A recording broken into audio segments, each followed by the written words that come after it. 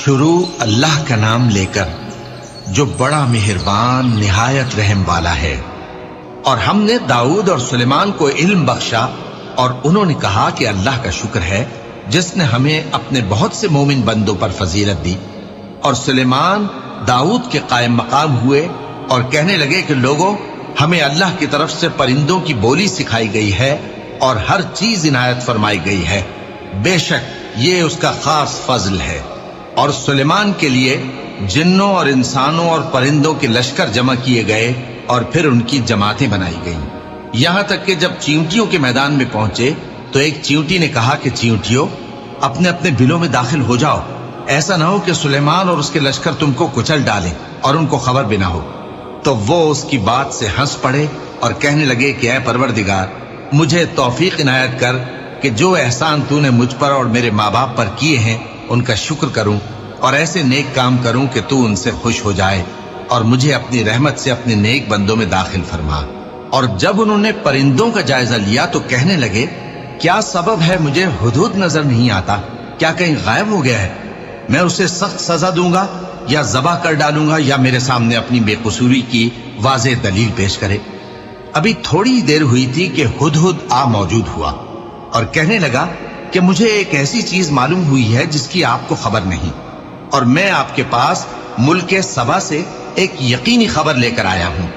میں نے ایک عورت دیکھی کہ ان لوگوں پر حکومت کرتی ہے اور ہر چیز اسے میسر ہے، اور اس کا ایک شاندار تخت ہے۔ میں نے دیکھا کہ وہ اور اس کی قوم اللہ کو چھوڑ کر آفتاب کو سجدہ کرتے ہیں، اور شیطان نے ان کے اعمال انہیں آراستہ کر دکھائے ہیں اور ان کو رستے سے روک رکھا ہے، پس وہ رستے پر نہیں آتے اور نہیں سمجھتے ہیں کہ اللہ کو جو آسمانوں اور زمین میں چھپی چیزوں کو ظاہر کر دیتا اور تمہارے پوشیدہ اور ظاہر اعمال کو جانتا ہے، کیوں سجدہ نہ کریں؟ اللہ کے سوا کوئی عبادت کے لائق نہیں، وہی عرش عظیم کا مالک ہے۔ سلیمان نے کہا، اچھا ہم دیکھیں گے تو نے سچ کہا ہے یا تو جھوٹا ہے۔ یہ میرا خط لے جا اور اسے ان کی طرف ڈال دے، پھر ان کے پاس سے ہٹ جانا اور دیکھنا کہ وہ کیا جواب دیتی ہیں۔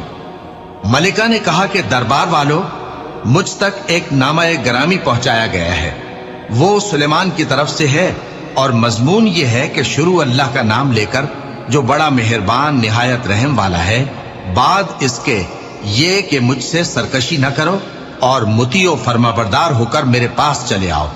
خط سنا کر کہنے لگی کہ اے اہل دربار، میرے اس معاملے میں مجھے مشورہ دو، جب تک کہ تم حاضر نہ ہو اور صلاح نہ دو میں کسی کام کا فیصلہ نہیں کیا کرتی۔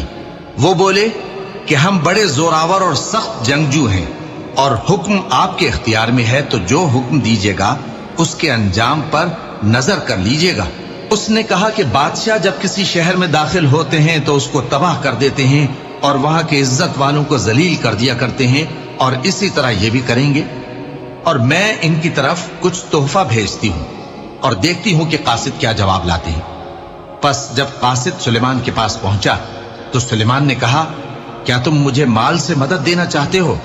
سو جو کچھ اللہ نے مجھے عطا فرمایا ہے وہ اس سے کہیں بہتر ہے جو تمہیں دیا ہے۔ حقیقت یہ ہے کہ اپنے تحفے سے تم ہی خوش ہوتے ہوگے۔ ان کے پاس واپس جاؤ، اب ہم ان پر ایسے لشکر لے کر حملہ کریں گے جن کے مقابلے کی ان میں طاقت نہ ہوگی، اور ان کو وہاں سے بے عزت کر کے نکال دیں گے اور وہ ذلیل ہوں گے۔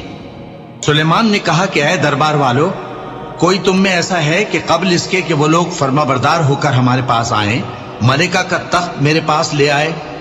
جنات میں سے ایک قوی ہیکل جن نے کہا کہ قبل اس کے کہ آپ اپنی جگہ سے اٹھیں میں اس کو آپ کے پاس لا حاضر کرتا ہوں، اور مجھے اس پر قدرت بھی حاصل ہے اور امانت دار بھی ہوں۔